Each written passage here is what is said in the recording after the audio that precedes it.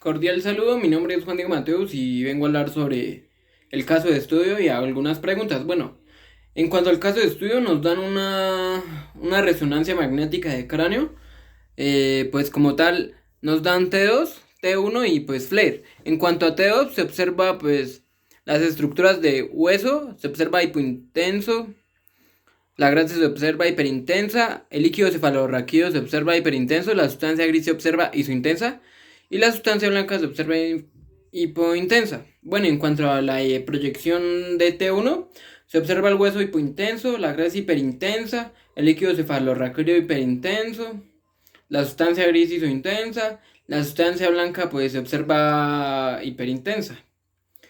Y en cuanto a FLAIR, el hueso se observa hipointenso, la grasa se observa hiperintensa, el líquido cefalorraquídeo se observa hipointenso, la sustancia gris isointensa y la sustancia blanca hipointensa.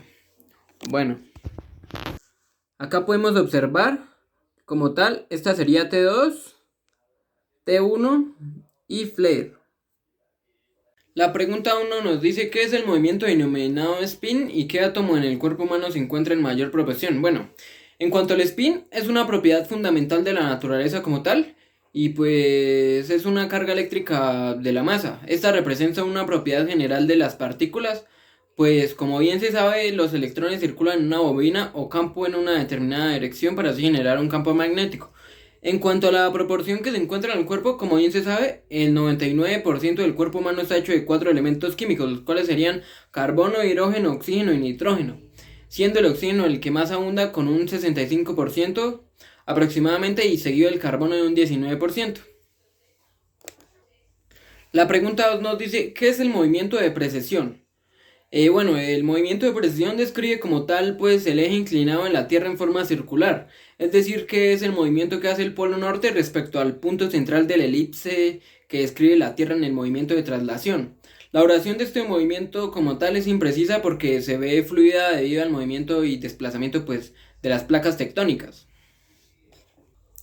El punto 3 nos dice qué es la magnetización longitudinal. Bueno, la magnetización longitudinal se da pues durante la medición de una resonancia magnética. Todo esto debido a la pérdida de energía, por ejemplo, de los átomos de hidrógeno de una roca conforme se alinean en el campo magnético estático. Es por ello que pues los átomos se comportan como barras imantadas que giran de manera que cuando se aplica un campo magnético estático inicialmente, precesan el entorno al campo. Luego de todo esto, a través de interacciones con el núcleo, pues tienden a perder la energía y se relajan. Esto hace que se alinee con el campo magnético. La relajación de los átomos de hidrógeno no se da de inmediato. Esto se da de forma exponencial, o sea, va creciendo paulatinamente, por decirlo así, con una constante de tiempo T1. Existen dos mecanismos para que esta relajación se dé, la relajación de superficie y la relajación volumétrica. El punto 4 nos dice qué es la magnetización transversal. Bueno, esta sería la pérdida de energía coherente por los protones presentes en una roca durante la precesión en torno a un campo magnético estático en el proceso de adquisición de una misión de resonancia magnética. Todo esto pues se da debido al decaimiento de la inducción libre, se corrige con la secuencia de pulsos y pues como consecuencia de lo expuesto quedan tres mecanismos de relajación: la relajación de superficie, la relajación volumétrica y la relajación por difusión, que pues dependen en su totalidad de las propiedades de la formación. La relajación transversal se caracteriza por un decaimiento exponencial de la constante de tiempo T2. Cordial saludo, mi nombre es Jessy Tatiana Piragauta Chaparro y les expondré los puntos 5, 6, 7 y 8. ¿Qué son los pulsos de 90 grados y 180 grados? Son pulsos de radiofrecuencia teniendo una relación a la magnetización longitudinal inicial. La magnetización se ubica a 90 grados con respecto al vector de magnetización longitudinal. ¿Qué es el tiempo de relajación transversal? Es cuando el pulso de radiofrecuencia y los protones dejan de procesar todos al mismo tiempo. ¿Qué es el tiempo de relajación longitudinal? Es lo que tarda la magnetización longitudinal en recuperarse. ¿Y qué es el tiempo de eco? El tiempo de eco es el tiempo que transcurre entre el primer pulso que se envía y la traída de señal. En el punto número 9 es el tiempo que pasa entre el pulso de excitación y el siguiente, es decir, que es el tiempo que tardamos en volver a repetir el ciclo y la secuencia. En el punto número 10 es la secuencia más elemental y conocida hoy por hoy, que es la más utilizada en la resonancia magnética.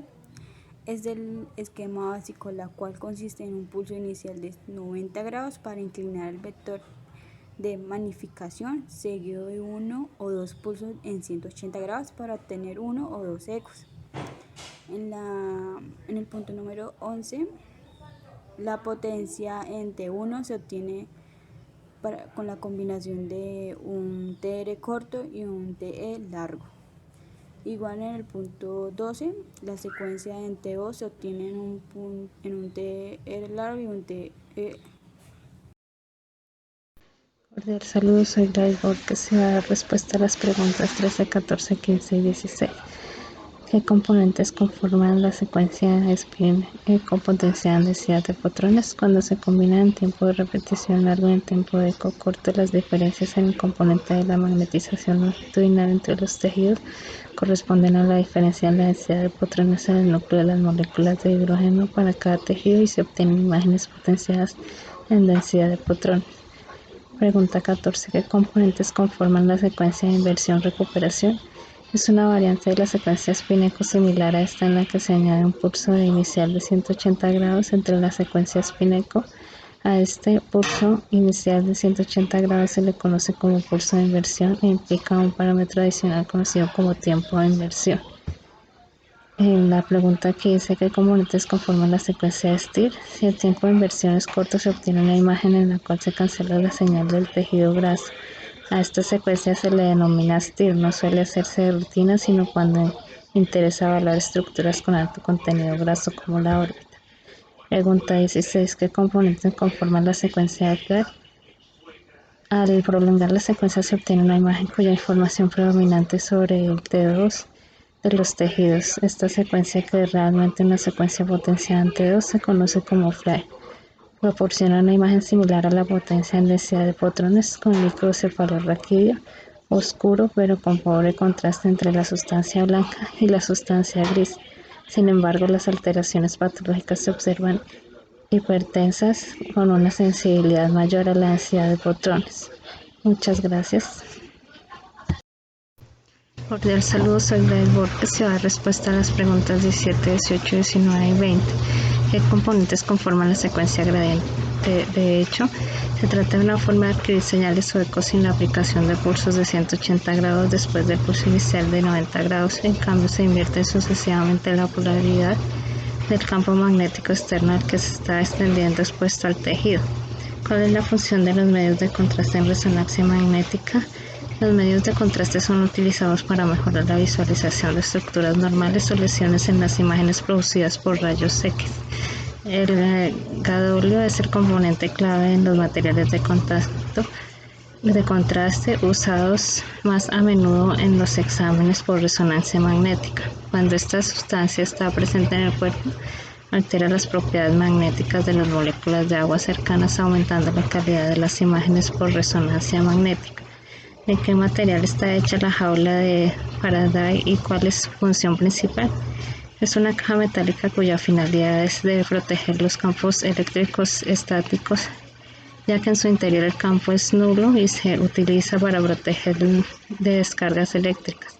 Su funcionamiento se basa en las propiedades de un conductor en equilibrio electrostático. La caja metálica se coloca en presencia de un campo eléctrico externo donde las cajas positivas se quedan a las posiciones de la red. Los electrones son libres y comienzan a moverse actuando una fuerza sobre ellos. Defina qué es una antena en resonancia magnética y qué tipos de antenas existen. Las antenas son los elementos que utilizamos para recibir la señal de resonancia magnética en los tejidos. Existen las antenas envolventes, que son aquellas que rodean al paciente total o parcialmente, pero la señal es homogénea en toda la región anatómica que queremos estudiar. Las antenas superficiales, que son aquellas que solo recogen la señal en una profundidad determinada.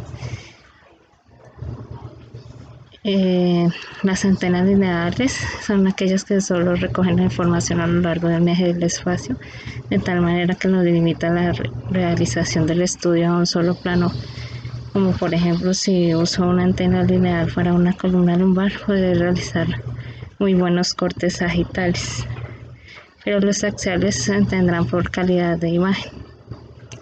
La antena de cuadratura son aquellas que reciben la señal de dos canales diferentes, de tal manera que obtendré mejor resolución espacial y podré realizar secuencias en cualquier plano del espacio. Muchas gracias.